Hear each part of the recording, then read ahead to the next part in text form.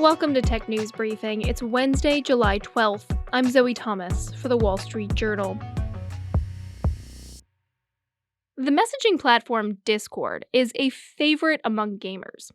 It also has a reputation for being a bit of a Wild West when it comes to what users can say on the platform. And given that many of its members are teenagers, that has parents worried.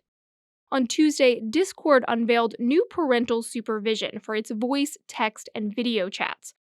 Our family and tech columnist Julie Jargon joins us to explain. Julie, first off, for people who aren't on Discord, can you tell us about how it got this reputation for being a Wild West? Yeah, so Discord has been around since 2015, and it really rose in popularity among gamers, especially in the last few years. It's a free service. It's accessible from mobile devices and computers, and people can talk to each other in real time.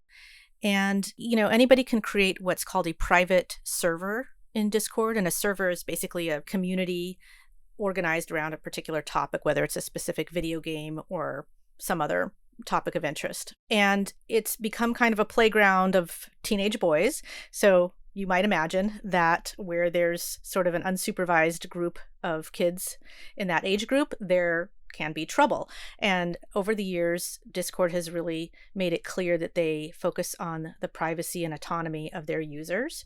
So for a long time, there was really no supervision or moderation in a lot of these private servers. And that can lead to some typical gamer trash talking, in some cases, bullying and harassment. And then a lot of these private servers where people can post videos, photos. There was a lot of porn, a lot of inappropriate memes, racist memes, jokes, things like that kids could easily find their way into.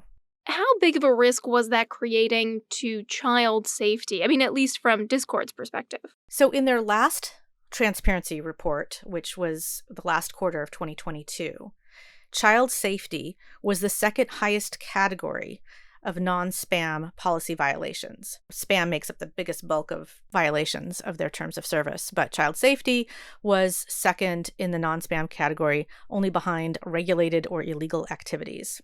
Like you said, Discord has been around since 2015. Why hasn't it brought in parental guardrails before now? Well, for a long time, Discord was really solid on this idea that they wanted to protect the autonomy and agency of their users, who just happen to be a lot of teens. But parents have been raising alarm bells for quite some time over things that are happening on Discord. And in the last couple of years, Discord has been engaging with parents through the National Parent-Teacher Association that they have a partnership with.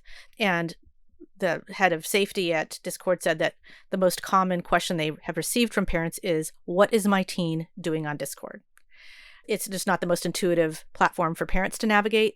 And so parents really had a hard time knowing exactly what their kids were doing on the platform. So now it's adding parental oversight. What exactly is it bringing in, and how can parents use it to get that knowledge of what their kids are doing on Discord?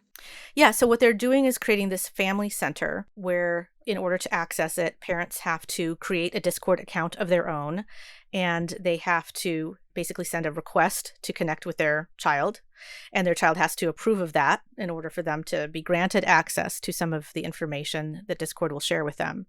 And so parents who do that can see who their kids are friends with on Discord. They can see the avatar and the screen name of the people that they have become friends with in a prior week period.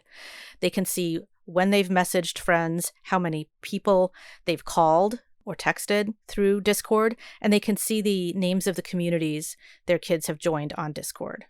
How do these rules line up with what other social media platforms do? It's similar in some ways, but it doesn't go as far as some of the other social media platforms that offer more granular level controls, like setting time limits or restricting certain types of content. So, for example, with TikTok, parents that use TikTok's family pairing feature can set time limits for how much time their kids spend on TikTok. They can restrict age-inappropriate content, and they can set messaging restrictions. And they can also determine whether their teen's account is private or public. Is Discord updating its safety policies in any other ways? Yeah, it's always had a policy that any sexualized images of minors are not allowed, but they're extending that to include AI-generated images, because AI-generated images have become very realistic. They're also working on a machine learning system that could identify the language that child predators use in their chats with teens. All right, that was our family and tech columnist, Julie Jargon. And that's it for today's Tech News Briefing. For more tech stories, head over to our website, WSJ.com. I'm Zoe Thomas for the Wall Street Journal. Thanks for listening.